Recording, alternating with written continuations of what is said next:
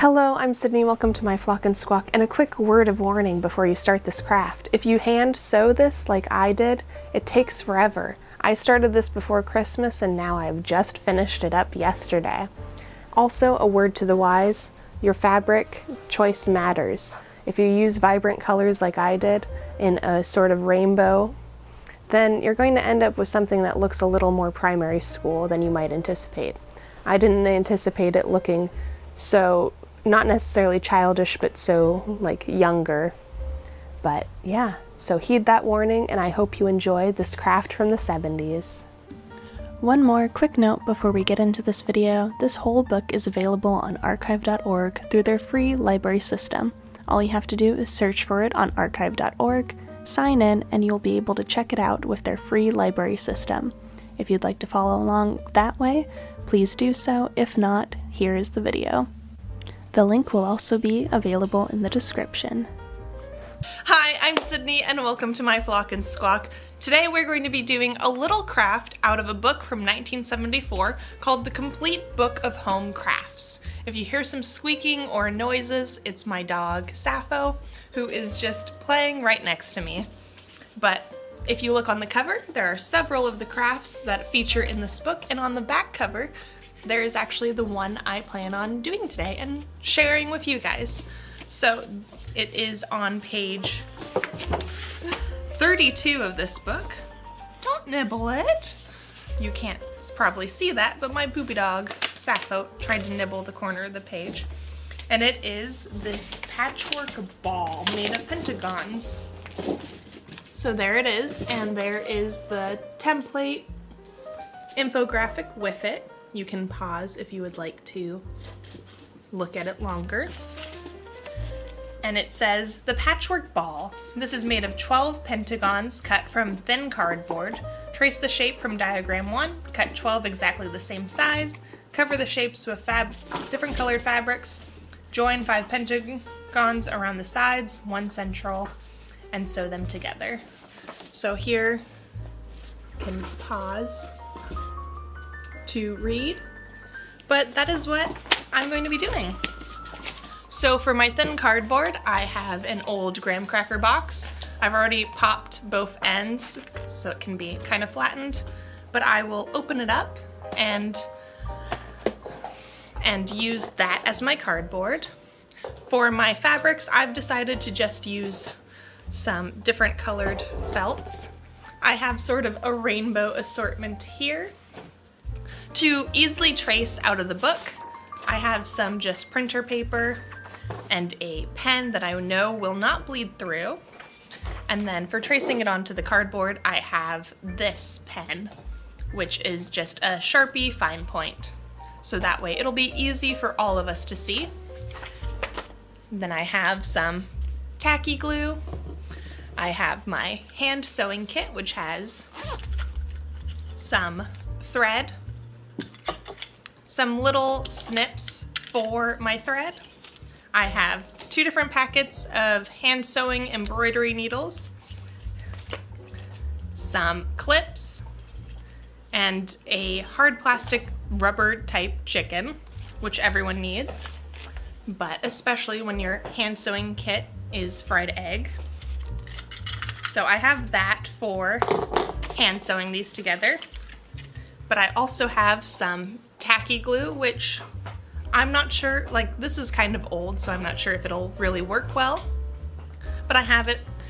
I have some scissors that I don't mind for fabric or for cardboard and stuff. If you're a crafter, you know scissors have specific purposes. These are my paper multi-purpose scissors. I have some buttons in a tin, some little seed beads, because I have some sequins and then various colors of floss, which may or may not make an appearance in this project. Because as you can see in the picture, they use like an assortment of things, like beading, to decorate it. So this can be like an ornament or just like a little decoration, but I just thought it would be fun. It especially around the holidays this year, thinking about what I want for 2024 and what to do. I really want to get back into crafting. I want to make a whole bunch of different things, try a lot of different projects, and hopefully share some of them, if not all of them, with you. So yeah, if you want to follow me here on YouTube, I'm also on Instagram and TikTok. But yeah, let's just get right into this project. I'm going to adjust the camera so you can see my work surface. But all right, so first up, we need to trace out of this book. I will turn it around to try and let you see as best as you can. So I'm going to trace this using a pen that's not going to bleed through.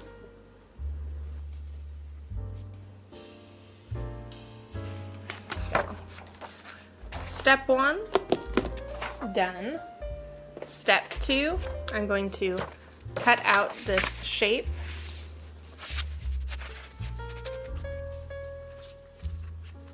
So here's my shape. Oops.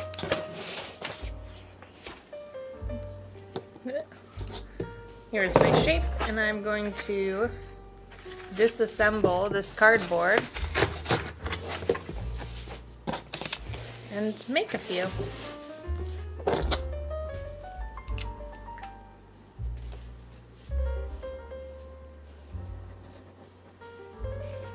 Aha! It's time for a different Sharpie. Oh, Sappho, get your nose off of here. No.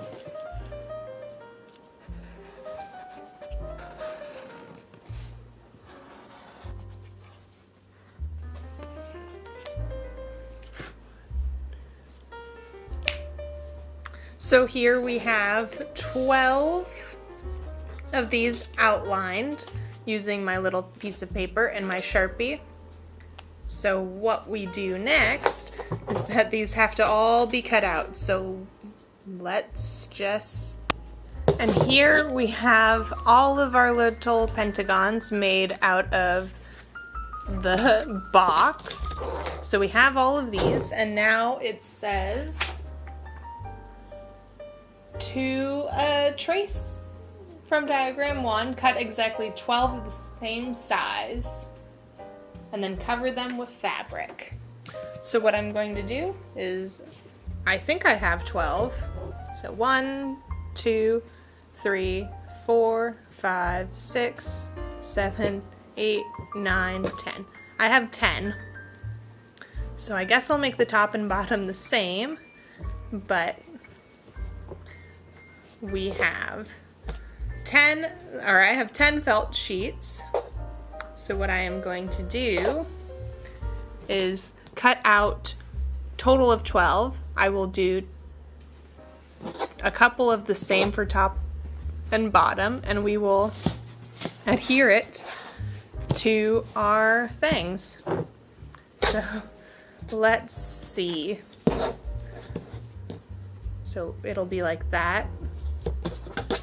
And yeah, let us give it a go. Where is my tacky glue? Here's the tacky glue.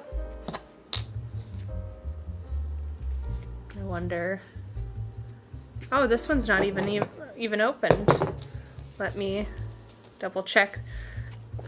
All right, I'm back, and I found a different tacky glue that is both open and usable. So I'm going to just give a little bit of a dollop. Sappho. So I'm just going to give a little bit of a dollop to each. It's kind of hard for you to see, but I put a few dollops. Now I'm just going to set it with a slight border on all these ends. So that's attached. I'll let it dry a minute before I start cutting out. But I'm just going to do a little glue on each of these so that way I can cut them out. Easier having it sticking to it. Oh, Sappho. So I only have 2 left that I need to pick out colors for. So I'm thinking that I might do another red and another green. So I'm going to adhere those, and then we can cut these out.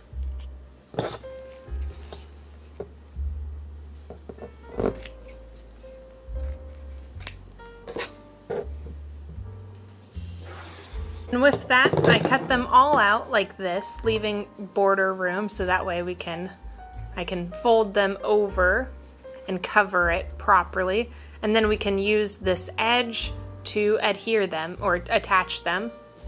So basically, I'm going to sort of fold and whip stitch these together. I will do a little demonstration of whip stitching up close right about here, so that way you can kind of get an idea. But yeah, we are going to what is called baste these, so that way we can then sew them together in the formation that it shows. And before that, I'm debating on if I decorate them. I think I'm going to decorate them after I've basted them. So let's get close for a little demonstration. Here's the overhang. I'm going to take that, go through it, go through the other side that's around this corner. I'm going to pull till my knot stops it, and then I'm just going to take it and roughly, it does not need to be neat because nobody's ideally going to see this inner part. Take it, pull it, just sort of enclose it all around.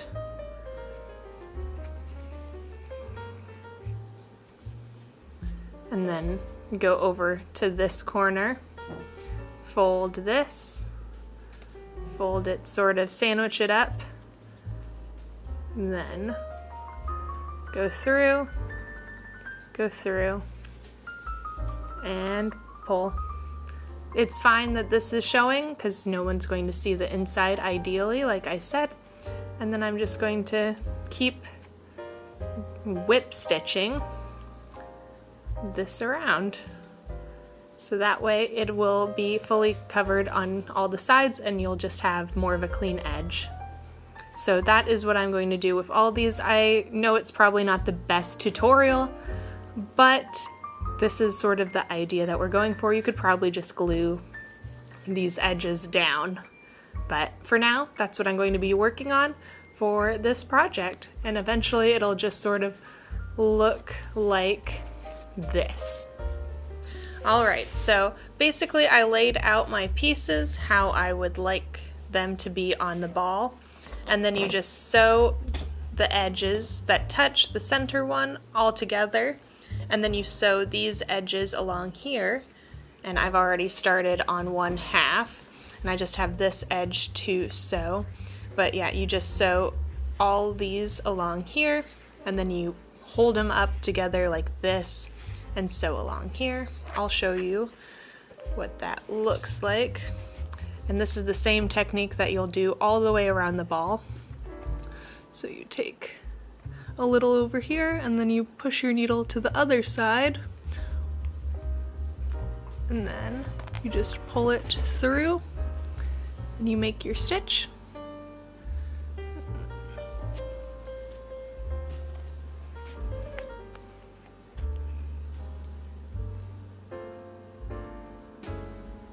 And yeah, you just do that all the way through. It does not matter how messy the inside is going to be because it's going to be covered by the other side. So, and I have not quite gotten to decorating mine, but you can decorate yours at the end or before you start assembling it. So I'm going to work on finishing this up and then we can decorate it together.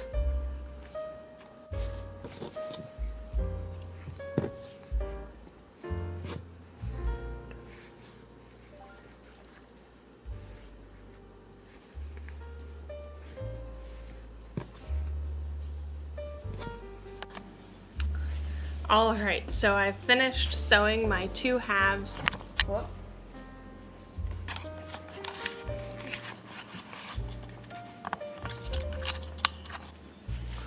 Alright, so I finished sewing my 2 halves into these like cup shapes, and now it's just time to arrange them and sew them together to make this general shape ball. So basically I'm just going to look at it until I like sort of the color combination. Like I said in the beginning, I've got 2 where it's like I've got 2 of these green and 2 of these red, and with how I position them, they can't touch, but I want to make sure that the color combo still looks somewhat pleasant with everything together. And I mean, since I picked rainbow, it's kind of giving more elementary school than I thought it would, but I'm just going to call this a practice one and pick more coordinating, Christmassy or festive theming for decor next time. But yeah, that is what I'm going to do next. I'm going to pick up this video after I've done this, and probably on another day, because this has taken a lot longer than I thought it would.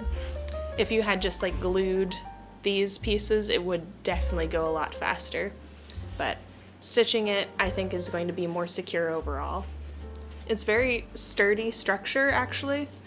Like, you wouldn't necessarily think it, but that little bit of cardboard from the graham cracker box really does hold its shape. It feels very sturdy, more sturdy than I was anticipating. But yeah, I'm just going to put this together, and I will see you another day in just a few seconds for you to decorate and add details to it. I think if I was doing, like, planning it out, such as like doing it in creams and doing beading and all of that, I would use an embroidery hoop and bead the fabric first before attaching it to the pentagons and creating this ball structure. But since I'm just going to, I think I'm just gonna like glue stuff to it and maybe just like a little bit of sewing to tack stuff on, I think constructing it first makes the most sense. So yeah, I will see you when I am ready to decorate and I have a full ball. So it's quite a bit later, and still haven't finished this, but I have this tie. It was off of a Panettone box like packaging, and I'm gonna use this as the hanger on this.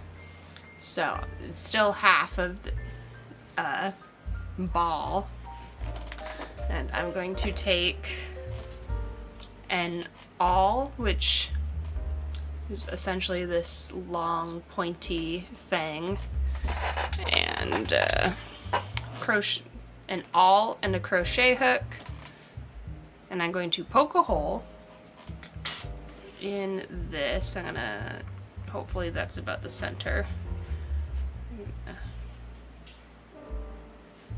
Try and carefully poke a hole in it. This is not like the best angle for any of us. Let's adjust. I'm going to poke a hole through this, and then I'm going to use the crochet hook to hopefully pull this through so that way I can secure it where it leaves. Okay, so I'm going to try and poke the hole through here.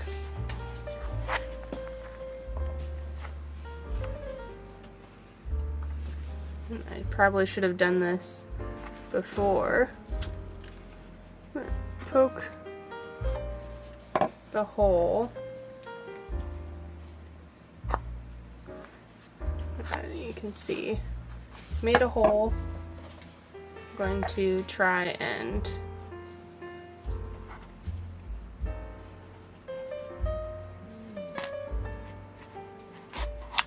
haha. Gosh.